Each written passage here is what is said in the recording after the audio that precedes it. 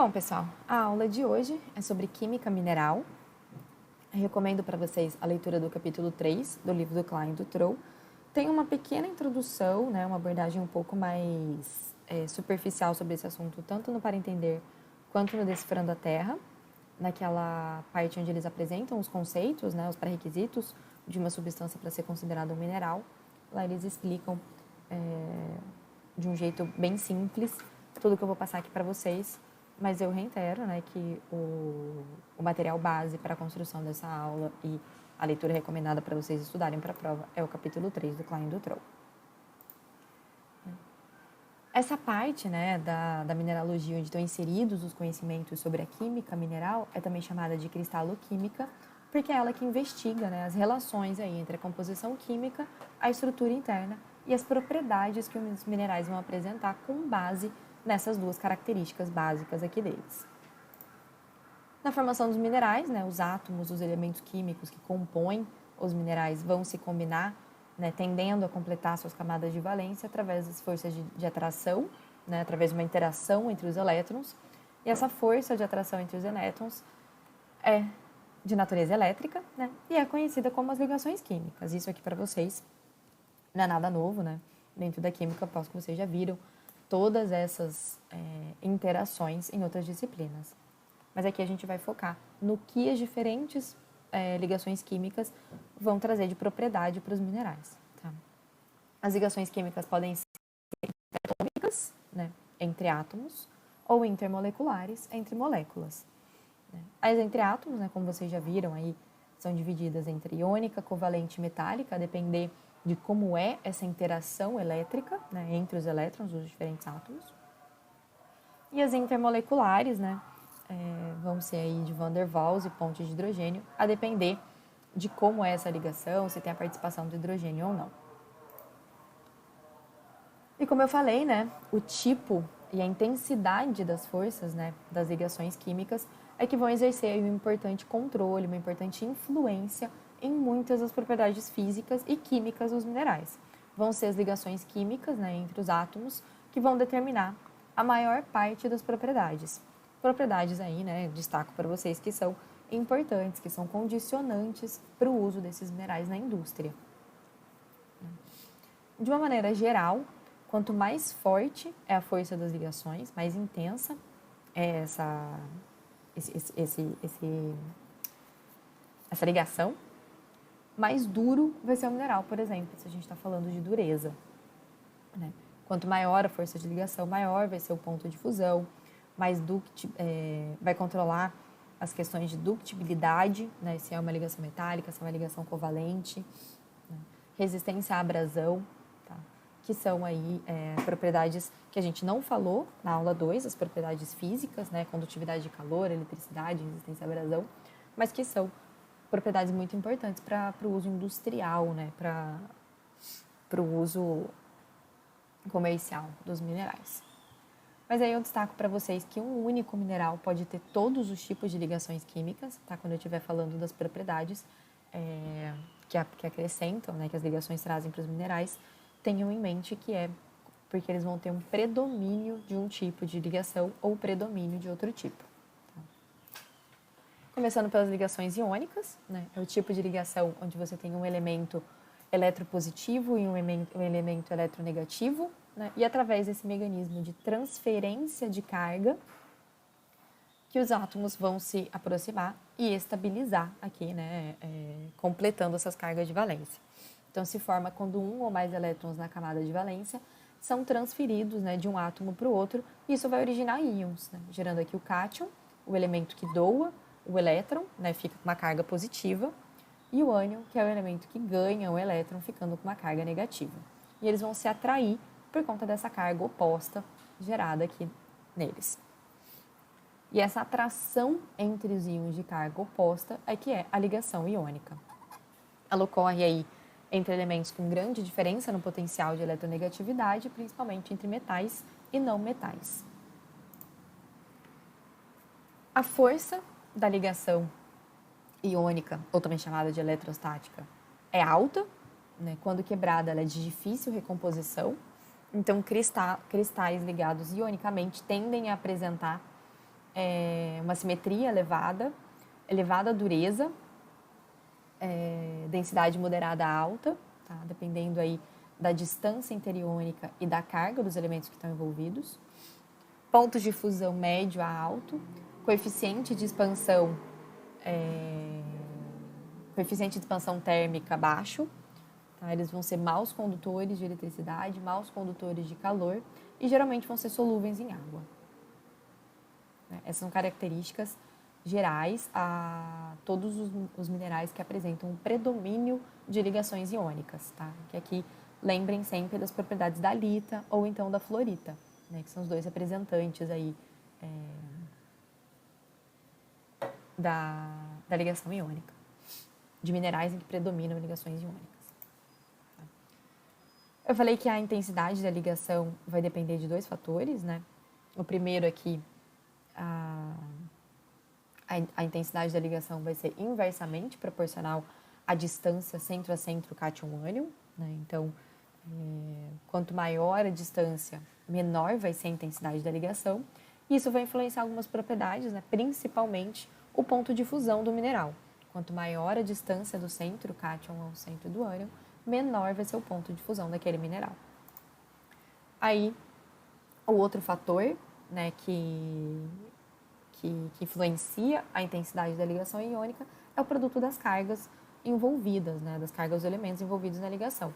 Quanto maior a carga, mais intensa vai ser a ligação. E isso vai ser refletido na dureza do mineral, né? Então, quanto maior a carga, maior a dureza do mineral. Compostos de íons trivalentes ou tetravalentes vão apresentar durezas maiores do que de íons bivalentes. Passando para as ligações covalentes, né, é o caso da ligação que ocorre também entre elementos eletronegativos, mas nesse caso não tem uma doação de elétrons, não tem uma transferência de elétrons, mas sim o compartilhamento, né, criando aqui uma nuvem eletrônica. Né? E esse compartilhamento de elétrons que é a base para a ligação covalente. Então, essa interação eletrônica ocorre aqui por emparelhamento de elétrons, com a formação de pares eletrônicos constituindo unidades moleculares. O par eletrônico é constituído por dois orbitais incompletos que se juntam em um único orbital completo. Então, dois átomos que são unidos, compartilhando elétrons, vão fazer pela camada mais superficial. Essa ligação é característica principalmente de elementos não metálicos, com uma diferença no potencial de eletronegatividade menor do que acontecia nos iônicos, nas ligações iônicas. Então, dentro das ligações covalentes, há duas possibilidades, ou seja, dependendo da polaridade dos átomos que estão compondo essa ligação, ela pode ser classificada em polar ou apolar. As ligações covalentes, né, ocorrem entre diferentes átomos, geralmente produzem a concentração de eletronegatividade em um dos átomos ligados, de modo que o dipolo elétrico vai ser formado. Esse emparelhamento, né, dos elétrons aqui, a depender da eletronegatividade, da diferença de eletronegatividade, ele pode estar mais próximo desse elétron, se ele for mais eletronegativo, ou mais próximo desse daqui. Tá? É isso que vai formar uma polarização. No caso das apolares, isso não acontece. Né? Então, o que vai definir se é uma ligação covalente apolar ou polar é a presença ou a ausência dessa polaridade. Então, as apolares são geralmente ligações formadas entre átomos do mesmo elemento ou de mesma polaridade, né, que vai apresentar aí uma diferença de eletronegatividade muito pequena, menor que 0,4 amperes. Né. Como a nuvem eletrônica é atraída da mesma maneira pelos dois núcleos, o dipolo não é formado. Vai acontecer essa situação aqui. Ele vai ficar, né, mais ou menos aí no meio dos dois. Já nas polares, né, átomos de diferentes elementos são envolvidos e geralmente eles apresentam uma diferença de eletronegatividade mais considerável, né, geralmente aí maior do que 0,5. E esse é o tipo de ligação que forma o dipolo eletromagnético. Tá? É o que a gente está vendo aqui.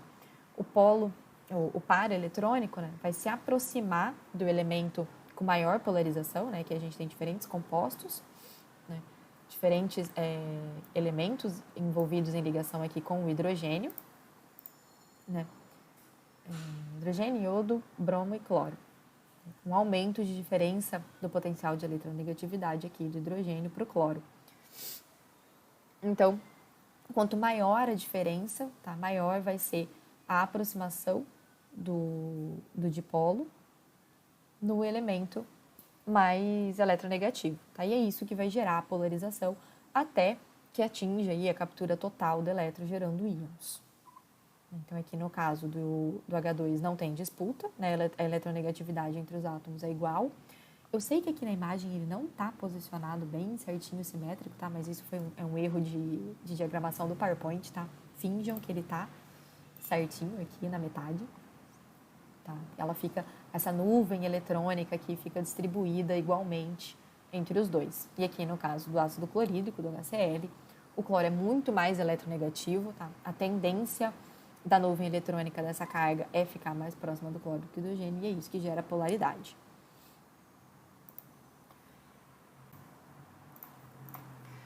Esse compartilhamento de elétrons é a mais forte das ligações químicas nos minerais, tá? Vejam aqui, né? A iônica era só strong, né? É forte. Né? E aqui está muito forte. E os minerais vão ser caracterizados, em geral, por serem insolúveis, tá? Solubilidades muito baixas. Então, isso quer dizer que eles vão ser estáveis quimicamente. Eles também são estáveis mecanicamente. Isso quer dizer que eles vão ter um alto ponto de fusão, vão ser resistentes à abrasão, tá? Então, vão apresentar uma alta dureza, baixa maleabilidade, tá? Eles não são muito deformáveis. E os cristais normalmente possuem baixa simetria. Tem aí baixos coeficientes de condutividade termal. Tá? E um exemplo, tá, para a gente ter na cabeça aí quais são as propriedades geradas por essa ligação, é o diamante. Tá? Tem a esfalerita, né, tem aí moléculas orgânicas, mas tenham sempre em mente o diamante para lembrar dessas propriedades. Para finalizar, a terceira possibilidade de ligação interatômica é a ligação metálica, que ocorre aí especialmente entre materiais eletropositivos, né, que são os metais. Nesse tipo de ligação, os elétrons de valência não apresentam afinidade com nenhum núcleo particular, né, nenhum núcleo atômico particular, são livres aí para derivar, né, na nuvem eletrônica, né, através do retículo cristalino dos minerais ou então fora dela, sem que isso rompa o mecanismo de ligação, sem que rompa a força de ligação. E é essa característica dos elétrons ficarem em movimento aqui que possibilita a condução de eletricidade, a propagação de calor, que são duas características muito características dos metais. Né? Então, essa força atrativa entre o núcleo carregado positivamente, com todos os orbitais preenchidos, e a nuvem de elétrons é que mantém a estrutura cristalina, é a ligação metálica. Tem aqui uma outra representação disso, né? Os núcleos carregados positivamente, né? E aqui, né, a derivação do elétron nessa nuvem eletrônica, onde eles ficam dispersos, sem uma posição fixa. Dentre os minerais, somente os de elemento metal nativo, tá, vão apresentar essas ligações puramente metálicas, seriam ouro, prata, cobre, né? Mas muitos sulfetos vão apresentar ligações híbridas, né, com leve predomínio aí de ligação metálica, e é isso que vai originar o brilho metálico característico dessa classe de minerais. Tá? Lembrem aí da pirita, por exemplo. Eu não tenho uma pirita aqui. Tá? Normalmente, os minerais em que apresentam esse predomínio de ligação metálica vão apresentar alta simetria, uma simetria elevada, dureza baixa moderada, densidade variável, tá? Vai depender aí da força de ligação um pouco, né? Apresenta uma força variável, tá? Geralmente moderada. Maleabilidade alta, condutividade alta, são excelentes condutores tanto de eletricidade quanto de calor. Ductibilidade alta, né? Metais são extremamente maleáveis, né? Tanto que a gente forja eles aí para fazer objetos do cotidiano, né? Muito facilmente. Tanto que lá nos primórdios da civilização, foram os primeiros materiais que o homem começou a manufaturar, né? Quando a gente fala de ligações intramoleculares, né, as ligações entre moléculas, entre partículas neutras, a ligação ocorre por forças eletrostáticas muito fracas, né, que são aí provenientes da fraca polarização que acontece na ligação covalente polar, né, aqui está a representação disso, tá? E essas ligações são chamadas de ligações de Van der Waals. Ela pode ocorrer entre minerais moleculares, no caso do enxofre, do talco, ou então em minerais não moleculares, como é o caso da grafita, que é essa estrutura que eu estou mostrando aqui para vocês. Tá? Nesses minerais não moleculares, a fraca ligação vai ser responsável por originar os planos de clivagem, que é o que a gente está vendo aqui. Tá? Esse aqui é um plano de clivagem, esse aqui é outro plano de clivagem.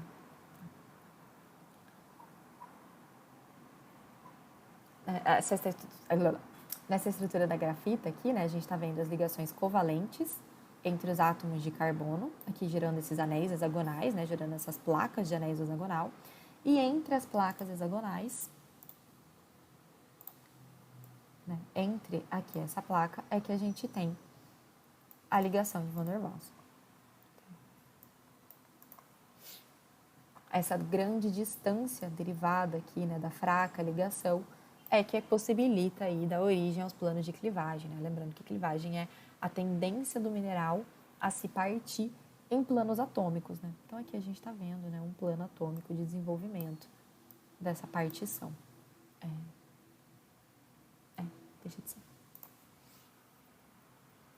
Quando o hidrogênio está presente, tá? Essas substâncias, as ligações intermoleculares são feitas por esse elemento, tá? Então elas são chamadas aí de ligações de hidrogênio, são mais fortes do que as ligações de Van der Waals. Esse tipo de ligação é muito comum em minerais do grupo dos hidróxidos, tá? Ou então em micas e argilo-minerais, que são do grupo dos silicatos, porque eles permitem a entrada de moléculas de água na sua estrutura. Tá? Então aí acabam fazendo pontes de hidrogênio.